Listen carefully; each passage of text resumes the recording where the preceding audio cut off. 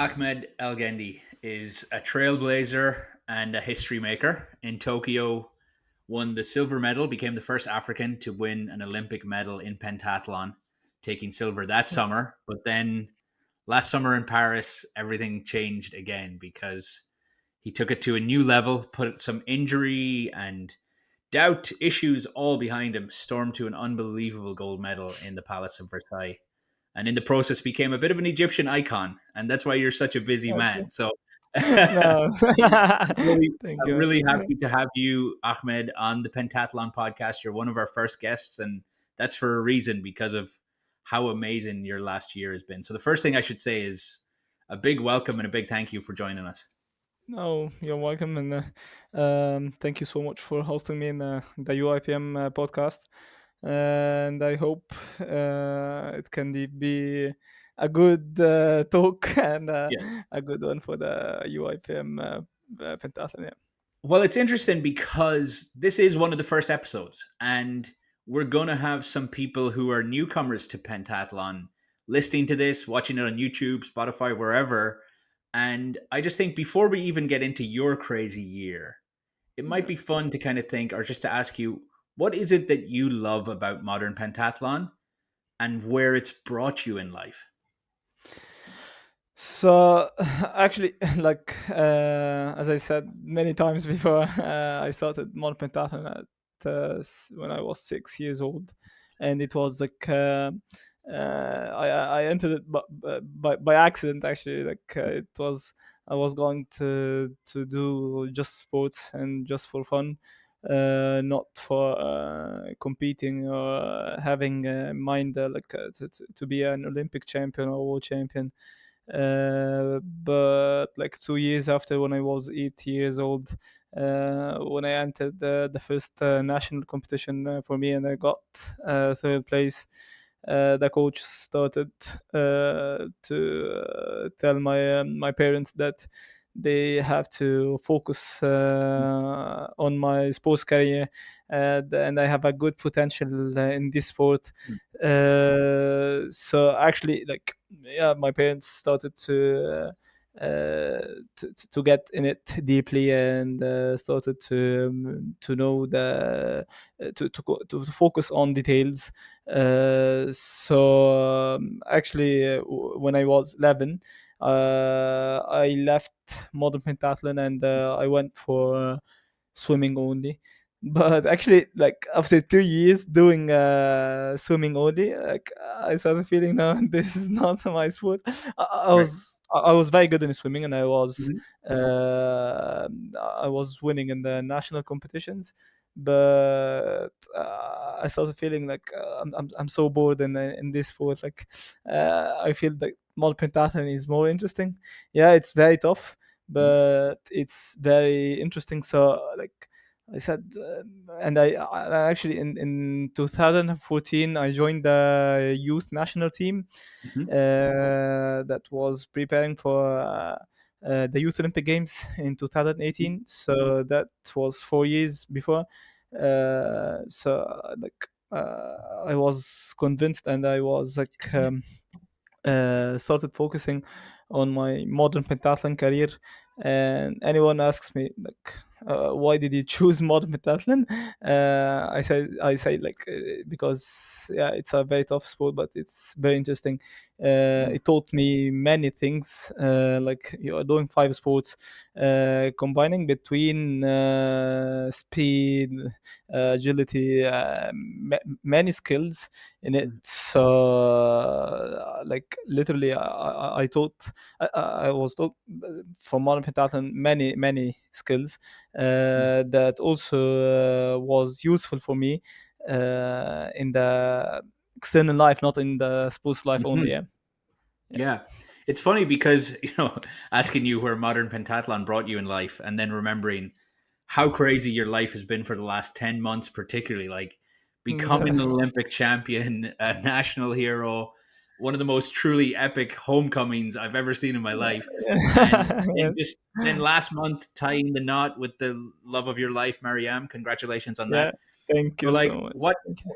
what next? What now? Like what have you had a chance to breathe or settle down? Like where is this energy and kind of what's happening with you right now? So let me tell you that the last 10 months after the Olympic Games, like Mm-hmm. I was expecting after I won the gold medal, I was expecting many to come, but the last 10 months, it exceeded my expectations, and it was like many things were happening, and actually I'm very happy of it, and I'm very proud of it. Like I'm very proud of what I have achieved. In the last also 10 months after the Olympic Games, like this gold medal was a turning point in my life. And I knew before the gold medal that this medal will be a special one for me. And actually, it was also, especially like I knew after changing the riding and putting the obstacles instead of it in the most pentathlon, I was not like my future was not clear for me Right. of what I'm going to do in the modern pentathlon. Yeah, I'm very happy that I achieved the gold medal in Paris in the Mhm. last competition with riding. Uh, but also like for now, yeah, I was very busy the last 10 months with the many things out of the sports. But for now, I'm getting back to the sports. I'm trying to get back to the multipentathlon life and getting into the obstacles. Right. Uh, so I know it will take time, Mm. but I told myself that I will give it 100%, and I will try to adapt on the new discipline, which is the obstacles, until I can do it. Yeah. Yeah, I definitely want to kind of talk to you more about obstacle for sure and your comeback. But there's so many things that are new. But I just wonder, like, for you, you came home in 2021 as a silver medalist, which, like I said, was Yeah. a historic achievement. It was a big deal. Yeah.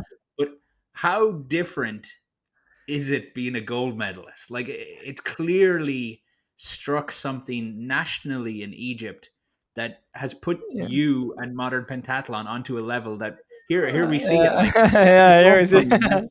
Yeah, tell me about this It was homecoming for amazing. those who are Yeah. It listening. was an amazing You homecoming. got to Yeah. see it. Yeah. Yeah, it was an amazing homecoming because uh, we got Egypt got three Olympic medals in Paris, Mhm. Mhm. one bronze, one silver, and one gold for me. Mhm. And actually, my gold medal was different because I got the silver medal in Tokyo, Mhm. and then I was the flag bearer in Paris. So Yeah. all people were like expecting that I have to get the gold medal. It's a must, not an Okay. option. So the difference between the gold and the silver and bronze, it's very different because Mm. as I told you, like when I got the silver medal, yeah, many people were following me. Many people, yeah, I became more popular in Egypt. But after that, getting the only gold medal in Paris, especially it's the only gold medal, Mhm. and because of also the incidents that were happening the 10 days Yeah. before I competed in the Olympic Games. So yeah, many people were following these Olympic Games. Mm. Uh, Also, like it's not only about Ahmed Elgendy, but as I told you, like it's Mhm. like about what I can tell you that the difference between Paris and Tokyo, that in these 3 years the social media has became Right. like a very powerful thing. Like many people Mhm. got into the social media, and many people were following many things on social media. Many people knew about the Olympics from the social media. So also what were happening in the Olympic Games, many people knew about it. Mm. So as I told you, like when I got the gold medal, I expected, yeah, that I will have a good celebration in Egypt. Yeah. But I mean, it was this, it was clearly a very good celebration. That open top bus and the yes, flares and everything. It looked like kind of Egypt had won. Yeah, it looked very similar to when Egypt won the Africa Cup of Nations. That's what it looked like, yeah. right? Yeah. Actually, actually, when I was in the airport, Mm. and we were sitting like in an like we met the minister of youth and sports in the airport, and Mhm. we had a little talk inside, and many people were inside, but actually, I was not expecting until I got out of the airport this number of people that were there. Mhm. Like Mhm. when we just got out of the doors of the airport, we went back again inside the airport, because we Right. were many people were there. Many people were like pushing each others, and Right. many people, and so it was crazy, but Yeah. it was Yeah. so good. Yeah, it was so Yeah. good. And until now, I always remember the moments of not only the moments of the Olympic Games, like in the Mm. competition, but I always remember the moments around the Mm. win, like Mm. the days before the Olympic Games, the days after the Olympic Yeah. Games. So because it was, yeah, it was so different. I know, because I've spoken to you before about this, and you're a very reflective person, and you kind of do, it's in your motto, be or be. And so Yeah, now after Paris, you are, and yeah. I say this too. Like, I'm from Ireland, we don't win a lot of gold medals. Egypt had won, I think, one gold medal in 24 years before you, so it's clearly Mhm. going to be a big moment. And yet, yeah, like taking those moments to maybe for you to take a step back and be like, I want to take in as many of these moments as possible. Is that something that you're good at? And are you glad that kind of in those few days where you had family and friends, but also half of Cairo wanting to celebrate with you? Like, they must be Yeah. just kind of, yeah. Actually, it's like it's a very proud moment for me. Like when I won the Olympic Games, I felt like I won, and it's a dream come true. So before the Olympic Games, when we talked about the Olympic Games and my dream in the Olympic Games, also B or B. So it's like a thing. I feel it's like a mindset, and I was trying to put it in myself, like in uh, many people are training very hard. Many people are like doing very good in the trainings, Mhm. but it's like about only the small details before the win. So, like, yeah, let's go back even to Paris, Ahmed, and in the Palace of Versailles. There were road bumps for you. There was the injury. There was kind of different things, and like you say, when we spoke before Paris, you spoke about it being a dream. Can you remember that what the mindset was, being there and finally being in Versailles, but knowing that here's a chance for me to do that one thing that I've always wanted to do? Yeah. So, as you said, like I had my shoulder surgery 3 years Mm, ago because of a shoulder dislocation. Yeah, mm, I had many doubts the last three mm, years, also especially because 2 months before the Olympic Games, mm. I got my shoulder dislocated again in the World Championships in China, and it was like Right. two months only before the competition. So it's not Yeah. about getting a medal or not. It's something about if you're going to participate or not. Mm, mhm, So, like it was a very critical time for me. It was like a shock for me when I got the shoulder dislocation during the competition, and not continuing the competition, in which was the World Championships. Yeah. The doubts were doubled because Yeah. like even if you're going to participate in the Olympic Games, uh, am I going to be fit? I'm going to get a medal. Am I going to achieve my dream in the in the Paris Olympics? So it was a very tough 2 months, Mhm. but I was trying to be 100% ready mentally before physically, Mhm. because it's because I got 3 weeks after the shoulder dislocation after China, like training, like easy trainings, of course, because of the injury. But actually, the last month before the Olympic Games, uh, I was lucky by um, my all my circle, like my parents, my Mhm. coach, all my team. They have been supporting with all their energies to get me ready in the Olympics. Mhm. Uh, and actually, when I was during the Olympics, I don't know why, but I had a feeling of the winning. I had the feeling of Yeah. yeah, I'm here, and it was a very hard 3 years after Tokyo, Yeah. but but I'm here to achieve my dream. So Yeah. I worked so hard for it, and I felt, as I said, for the win. Yeah. So also when in the semifinals, when I was about to fall from the horse, Yeah.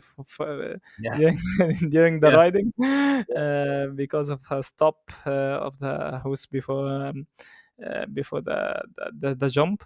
Yeah. I felt like it's this one was like a wake up call for me. Right. Yeah. Like nothing is guaranteed, Mhm. but actually, yeah, you are in a safe place. Mhm. As long as you are in the concentration zone, or you on the focus mode. Mhm. So it was like in the finals. Uh, uh, I was 100% focused on the finals, and on my attitude, and my on the competition, nothing more. Mhm. And after getting the gold medal, actually, I felt like, I remember I was telling someone after the 2 hours after the gold medal, I am like, I feel I'm dreaming or something. And I Mhm. feel it's not done yet. I feel it like I'm going to wake up in the next morning. I have to go to the trainings. I have to get ready for the Olympics. So Yeah. yeah, it was crazy, but it was all about the mindset, Mm. and it was all about the last 2 months when I got injured. Mm. um, I was not 100% physically ready, but as I Mm. told you, like, I was like 100% mentally ready. Yeah, it's funny you say kind of how big a part your entire team played in that. And that's what I wonder too, because it's important to talk about the victory, but let's talk about some of the benefits. So, Yeah, one of the first ones I have to ask you about is when I spoke with you last, you and your brother Mohammed were driving back from training. yeah, And we know, and for those who are listening, that Mohammed is also a brilliant pentathlete in his own right. I think he's currently 15th in the world, and you're kind of 12th or whatever. yeah, But both brilliant guys. But you were driving home to your mom, and you yeah. told me that doesn't matter how many medals you win, Mohammed is still the one your mom's favorite. So Yeah. did a gold medal change that? Did a gold medal, because I know your mom Mona is a huge part of your career. Uh, Did the gold medal change that? Are you now the favorite? actually, Yeah, actually, I think it's the only thing that is not going to be changed. Whatever happened, but he is still my mom's favorite. Yeah, So like other highlights, because I'm sure there's been lots, but I have to ask you, we share a love and a passion for football. yeah, Getting a guard of honor from the Egyptian national football team and getting to spend more time with yeah, someone like Mohamed Salah, who yeah, is a global icon, and they're there standing clapping for you, for yeah. Ahmed Elgendy, and they are paying tribute to you. Is that the kind of moment where you just pinch yourself and you're like, what's happening here? Actually, like now I got goosebumps because of this picture. Mm. But yeah, it was crazy. Like the moment like we met the football team, and we got photos, of course. But it was also a proud moment when you see like a global icon like Mo Salah Mm. like standing in the God of honor for you Yeah. and clapping for you. So it's a big thing for me, and it's a big thing for anyone. Like actually, because he's a true role model. He's like, as you said, a global icon. Yeah. And like 2 weeks ago, I wrote something about Mo Salah on Okay. Facebook, like, because of his mentality and mindset. Right. Yeah, and I wrote it on Facebook because I wanted to deliver a message for all the athletes, for, yeah, especially for the Egyptian athletes, Mm. to learn from his mindset and to learn from his attitude inside and outside of the pitch. So because he just re-signed Mhm. for Liverpool for another 2 years. Maybe it's his contract financially is less than like if he went to Saudi Arabia, if he Mhm. went to any other country, but he chose to continue his legacy, or to continue his story Yeah. with Liverpool. He became a legend. He became an icon in Liverpool. So he wanted to create his own legacy, Mm. to make something different. Mm. So that's one thing that we have to learn from Muhammad Salah. Mm. So yeah, like meeting him personally, sitting with him, talking with him is a special thing. And I learned from him many things during the last 10 years. Mm. Seeing him winning awards, winning the Premier League, winning individual awards is a great thing, and it motivates us. It Right. motivates us as Egyptian athletes. There's like an Egyptian icon, and he has been known in all the entire world. So we want to be in the same place as he Yeah. is. So we are always motivated by what Muhammad Salah is doing. And also I delivered a message for him, like you have to continue for what you are doing, Mhm. because you are inspiring many people, Mhm. not only the athletes or the ones who are doing sports, but also for the small kids Yeah. in their career, even if their sports career or in their lifestyle. Yeah. Yeah. It's really compelling, and I know, Ahmed, you recently were successfully elected to the Egyptian Yeah, Olympic Committee and on the Athletes Council. So it's really yeah, interesting that you're already kind of thinking that way of how athletes can inspire each other, but then also how yes, they can inspire the next generation, right? Yes, actually, being elected as the president of the athletes committee in the NOC Mm, is a great thing, and mm, it's a new thing in the Egyptian National Olympic Committee. Like, is the first time for athletes committee to be elected. mhm, There are a lot of things changing, and we want to tell the athletes that many things are changing, and yeah, you have to be a part of this change. You have to be like a good role model for all the athletes in your sports. Um, I mean, on the social media and out of the social media. So as I told you, like it's something, because in Egypt, there's the emotional part is yeah, playing a big role yeah, in the Egyptians yeah. people life. Passionate, So passionate, emotional people Y- for sure. Yeah, yeah, sure. So if you say like someone is successful in anything, and he is loved by the people, mm, so all people are going to follow him, like as mm, we did with Muhammad Salah.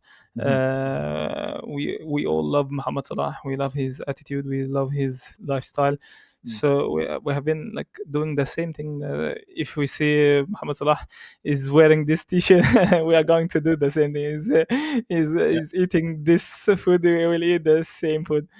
So it's something big for us, and I hope for the athletes committee to make a big difference in the Egyptian athletes career. yeah. And look, you're talking about influence, Ahmed, right? I have to Mm. tell you, your influence stretches beyond Cairo because I do want Yeah. to talk a little bit about your wedding. I myself have a Yeah. wedding coming up next year, so myself and my Oh, fiance, yeah, we're, we're, we're congratulations, huh? yeah, thank you, thank you. Yeah, So we have our wedding coming up next year, and just yeah. yesterday I said, "Oh, I'm going to be chatting with Ahmed Elgendy again." I said he just got married. Have a look here at the photos. And so my fiance sat down and she looked through yourself and Mariam's Instagram, and she was in love with them, and she is now kind of inspired and influenced by your wedding. But I Yeah. wonder, tell me a little bit about what that day was like, what it meant to you, and then also kind of what part Mariam has played in getting you to where you are. So let me tell you Big that question, big question. yeah, very big question, and it's a political question. So let me tell you that Mariam and I know each other like when we were 12 years old. Mhm, mhm, She was doing more pentathlon until 2 years ago, and she retired because of an injury in her back. mhm, So, but Mariam competed in the Youth Olympic Games mhm, 2018 as a fencer. She's an épée fencer. But actually, since we were young, like I had a crush on Maria, but actually, I just told her 3 years ago, and actually, it was before the Tokyo Olympics. mhm, And I felt she is the right one, like, mhm, because Mariam is very talented in many things. Like mhm. she was a very good model pentathlete. She's a doctor. She knows how to make the people around her happy, Mm, how to help the others. mhm. So, and she's a multitasking person. So that She's a brilliant commentator for modern pentathlon as well. yeah, she's a Yeah, very commentator yeah, also yeah, yeah. for the UIPM. Mhm, So she's uh, so like she always cares about the details. We had only 2 weeks to plan wow. for it. Oof, Yeah, yeah, wow. yeah. Yeah. Because it was like a last minute decision. Okay, So okay, yeah, yeah, yeah. yes, we had only 2 weeks to prepare for this Mhm. party. So it was like crazy for her in these 2 weeks, preparing for the wedding dress, and preparing for the wedding planning of the place. So, and inviting the people, Everybody, and yeah, yeah. everybody. So, but Well, it was a good she's one. Yeah. she's clearly, like you said, a brilliant multitasker because it looked like a, a fantastic day. Yeah, Um, yeah, Ahmed, I gotta ask you, kind of, where are you at now? I know that a couple of weeks ago in Budapest, you were training yeah. and you were getting back into the swing of things. How's the body feeling? How are you feeling? What does the rest of the year look like for you? So actually, yeah, I started trainings, or got back to trainings 3 weeks ago during the World Cup in Budapest. Hmm. I had a training camp there, and now I'm getting ready to be back for competitions soon. Okay. I hope. So Yeah. Yeah. just to adapt on the obstacles. Hmm. The last 8 months I was like easy trainings only, Hmm. but 3 weeks ago we started the program, Hmm. and we are planning for the World Championships in Okay. Lithuania Hmm. in next August. Hmm. Um, uh, if I'm ready, I'm Hmm. going to compete for the next 3 months. We are pushing hard to catch up with the seniors world championships. Yeah, this it's funny you say about catching up. I spoke with your great counterpart Michelle Goulash yesterday, Well, and or recently, I should say. And Michelle said the great thing about modern pentathlon is you look over your shoulder and there's a whole new generation coming again, particularly with yeah, this kind of change where, Paris was the end of the riding era. We've moved into the obstacle era and it's super exciting. But a lot of the up and coming young people, they've been training in this for 18 months more than you guys. So when you look yeah, over your sure. shoulder, are you like, oh, I But got some but challengers but coming? but yeah, but actually, Michelle is doing very good Mhm. in the obstacles, and Yeah, actually, I'm very happy about what she's doing, yeah. because she got into the obstacles very quickly. Hmm. Won silver in World Cup, one in Egypt, then the Hmm. gold medal in Budapest. Budapest, yeah. So she did, yeah. So she did great with it in the last 8 months. Do you see that Uh, and you're like, okay, she can be my role model. If Michelle can do it, my maybe. yeah, sure, Yeah, sure. yeah. Actually, yeah, yeah. Because actually, I felt like it's very hard for me. Maybe because of my shoulder injury, Hmm. because yeah, I tried to get into the obstacles in the last 2 months, but it Mm. was like very challenging for me, because my shoulder is still preparing Okay. for the obstacles. Hmm. uh, but as I told you, like I was surprised to see Michelle in the first World Cup in Egypt. I thought Hmm. like I thought she's not going to be there, Yeah. even for all of the people who the Olympians. athletes who Yeah. competed in Paris. Like we saw also Matteo Cicinelli got Hmm. he got the fifth place in was the sixth place in the Olympic Games, Yeah. but he managed to get the gold medal in Gold medal World in Cup one. Cairo. Yeah. Yeah, and Yeah. he is now in during the World Cup in Bulgaria. So Yeah. And, actually, and like, even maybe even looking at someone like a veteran like Valentin Belot of France, who yeah, he yeah, didn't yeah, even yeah, make it to the yeah, Olympic Games, and that was heartbreaking for him. He obviously saw yeah, Elodie Clouvel, his partner, go and win a great gold medal. But here yeah. he is, he's back, and he is thriving in obstacle too. Yeah, actually, this is the shocker for me, because yeah, yeah, Many athletes thought about retiring after Mhm. Paris because of the obstacles, but he has a very good mindset. Like Mhm. he didn't. He, he managed to get into the obstacles, and he managed to train hard for it, and actually he's doing very good in it. So, and I hope for him like he can continue until Los Angeles Yeah, 2028. for sure. So this seems like a good place for us, and we really appreciate your time, Ahmed. But a good place for us maybe to wrap it up is you mentioned Los Angeles, like, Yeah, and you also mentioned Mohamed Salah and his yeah, signing an extension to stay and kind of continue a legacy, I think is how you put it. yeah, For you, you have a legacy already. It's, you're 25 years old and you've a legacy from Tokyo to Cairo.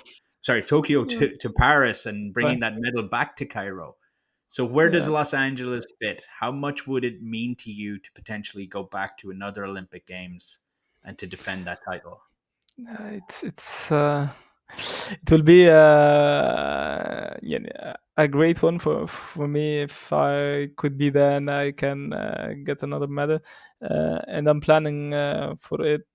Mm, Yeah, as I told you, I know it will take mm, time to get back into the competitions, especially for because of the obstacles.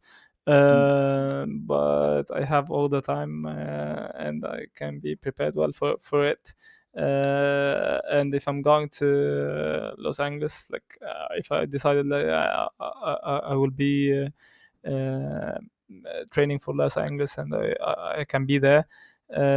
So just be sure that I will be trying to defend my title. I know it's very yeah. hard. I know it needs Mhm, a lot of hard work, but that's what I have been doing in the last 10 years, even before the Youth Olympic Games in 2018. mm, Many challenges, many doubts, but every time uh, I got proud of myself and of what I have achieved.